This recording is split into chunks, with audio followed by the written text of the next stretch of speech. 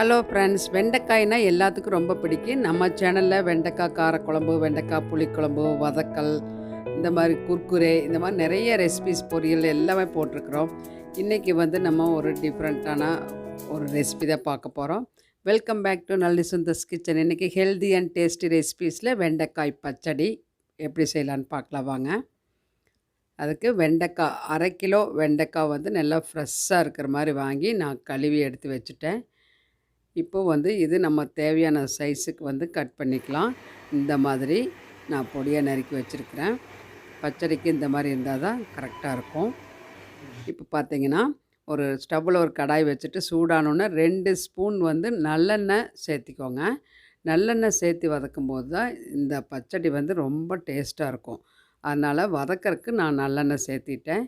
இப்போ நம்ம கட் பண்ணி வச்சக்கூடிய வெண்டைக்காயை அதில் சேர்த்து மீடியம் ஃப்ளேமில் வச்சுட்டு ஒரு ஃபியூ மினிட்ஸுக்கு நல்லா வதக்கி விட்டுறலாம்.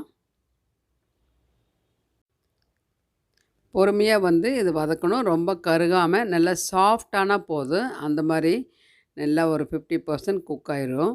இப்போ பாருங்கள், இந்த அளவுக்கு சாஃப்டான போதும். ரொம்ப கருகக்கூடாது. அந்த விதை இருக்கிறதுனால தான் அந்த நிறம் கொஞ்சம் லைட்டாக மாறி இருக்குது, வேறு எதுவும் இல்லை. இப்போ தட்டுக்கு மாற்றி எடுத்து வச்சிட்டோம். இப்போ அதே கடாயில் நம்ம டெய்லி யூஸ் பண்ணக்கூடிய குக்கிங் ஆயில் ஒரே ஒரு ஸ்பூன் ஊற்றிட்டு கடுகு, கொஞ்சம் போல் வெந்தயம் சேர்த்திக்கோங்க. நல்ல வாசனைக்கு டேஸ்ட்டுக்கு நல்லாயிருக்கும். சீரகம் அதே மாதிரி ஒரு 1/4 டீஸ்பூன் சேர்த்திக்கோங்க. ஒரு காஞ்ச மிளகாய், 2 கொத்து கருவேப்பிலை ஃப்ரெஷ்ஷாக போட்டுட்டு, அதுக்கப்புறம் 100 கிராம் சின்ன வெங்காயம் போடணும்.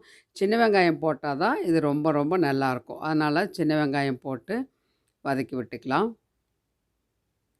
வெங்காயம் ரொம்ப வதங்கணும்னு அவசியம் இல்லை. ஓரளவுக்கு கண்ணாடி பதம் வர வரைக்கும் இந்த அளவுக்கு வதங்கினா போதும். இப்போது மீடியம் சைஸ் தக்காளி 2 தக்காளி நறுக்கி சேர்த்து வைக்கிறேன்.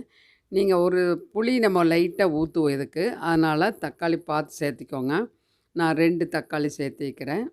இந்த அளவுக்கு தக்காளி கொஞ்சம் மசிஞ்சு வரணும். வந்ததுக்கப்புறம் பார்த்திங்கன்னா மற்ற பொடியெல்லாம் சேர்த்திக்கலாம். 1/4 டீஸ்பூன் மஞ்சத்தூள், 1/2 டேபிள் ஸ்பூன் தனி மிளகாத்தூள், 1 டேபிள் ஸ்பூன் மல்லித்தூள் சேர்த்திக்கிறேன். அதுக்கப்புறம் பெருங்காயத்தூள் 1/4 டீஸ்பூன் சேர்த்துக்கோங்க. பெருங்காயத்தூள் மிஸ் பண்ணாமல் சேர்த்துக்கோங்க, ரொம்ப நல்லாயிருக்கும். இப்போ எல்லாத்தையும் மசாலா எல்லாமே வதக்கி விட்டுடலாம்.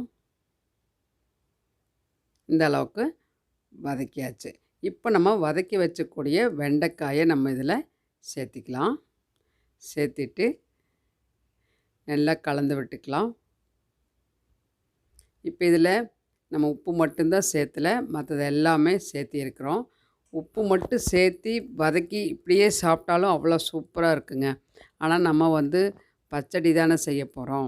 அதனால் இன்னும் கொஞ்சம் சாஃப்டாக குக் ஆகணும். வெண்டைக்காய் நல்லா ஓரளவுக்கு 50% தான் நம்ம வதக்கிறோம். ரொம்ப வதக்கிட்டால் அதில் இருக்கிற சத்துக்கள் எல்லாமே போயிடும். அதனால் இப்போ இந்த அளவுக்கு வதக்கி விட்டதுக்கப்புறம் நம்ம ஏற்கனவே ஒரு நெல்லிக்காய் அளவு புளி எடுத்து கரைச்சி வடிகட்டி வச்சுக்கிறேன். அந்த புளி கரைசலை இதில் சேர்த்திக்கலாம். புளி அதிகமாக சேர்த்தக்கூடாது, அப்புறம் புளி குழம்பாயிரும். அதனால் கொஞ்சம் போல் தான் சேர்த்தணும். அதனால தான் நான் 2 மீடியம் சைஸ் தக்காளி சேர்த்துனேன். குட்டி நெல்லிக்காய் அளவு புளி தான் சேர்த்திக்கிறேன். இப்போது கொஞ்சம் போல் தண்ணி விட்டுருக்கிறேன் நான். உப்பு தேவையான அளவுக்கு உப்பு, ஒரு 2 ஸ்பூன் தான் தண்ணி ஊற்றினேன் நான். புளி கரைசல் இருந்தாலே போதும். இப்போ நல்லா கொதித்து வரட்டு. கொஞ்சம் திக்காய் வரும் டைமில் ஒரு 3 டேபிள் ஸ்பூனுக்கு தேங்காய் துருவல், ஃப்ரெஷ்ஷான தேங்காய் துருவல் சேர்த்திக்கலாம். இந்த டைமில் நீங்கள் அந்த தேங்காய் சீரகம் அரைச்சி வேணாலும் சேர்த்திக்கலாம். நான் சீரகம் தாளிப்புக்கு போட்டிருக்கனால தேங்காய் துருவலாக சேர்த்திட்டேன். இப்போ இந்த அளவுக்கு திக்கான போது நம்ம சூடான சாதத்தில் பிசைஞ்சு சாப்பிட்றதுக்கு தான் இது செய்கிறோம். ரொம்ப அட்டகாசமாக இருக்கும். இப்போது வெண்டைக்காய் பச்சடி ரெடி ஆயாச்சு. சர்விங் பவுலுக்கு மாற்றிக்கலாம். குயிக்காக பண்ணிடலாங்க. இது சூப்பராக இருக்கும். வெண்டைக்காய் சாப்பிடாத குழந்தைகளும் கூட இது விரும்பி சாப்பிடுவாங்க. அவ்வளோ நல்லாயிருக்கும். உங்களுக்கு பிடிச்சிருக்குன்னு நினைக்கிறேன். பிடிச்சிருந்தால் லைக் பண்ணி ஷேர் பண்ணுங்கள்.